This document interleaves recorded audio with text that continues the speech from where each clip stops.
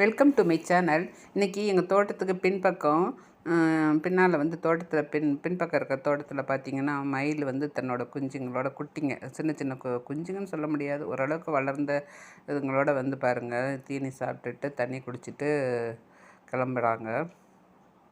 ஒரு பெரிய மயில் அதோட குட்டிங்க வந்து 5 பேர்.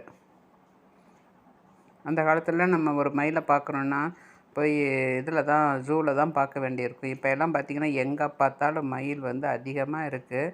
இந்த விவசாயிங்கள்லாம் வந்து ரொம்ப இந்த மயில் தொந்தரவு பண்ணுறதுனால மருந்து வச்செல்லாம் சாகடிக்கிறாங்க. நம்மளுடைய தேசிய பறவை தான் இருந்தாலும் அவங்களுக்கு தொந்தரவு வரப்போ அவங்க அதை பண்ணுறாங்க. பாருங்கள் எவ்வளோ அழகாக வந்து சாப்பிட்டுட்டு பாதுகாப்பு கருதி பெருசு முன்னே போகுது, குட்டீஸ் எல்லாம் பின்னாலேயே போயிடுறாங்க.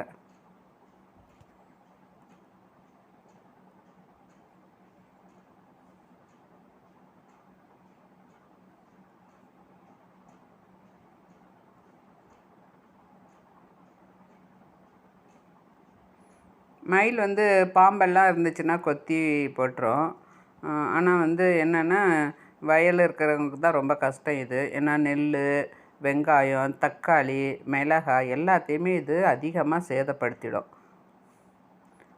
எங்கள் ஊர் பக்கமெல்லாம் பார்த்திங்கன்னா மயில் தொந்தரவு ஜாஸ்தியாக இருக்குது.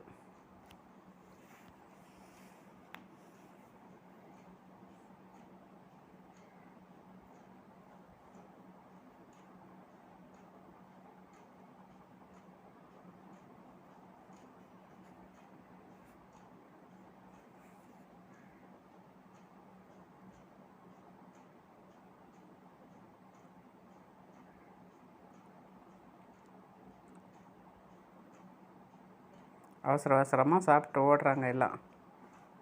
அவங்க அம்மா போயிட்டாங்கன்னு இவங்களும் பின்னாலே ஓடுறாங்க பாருங்கள்.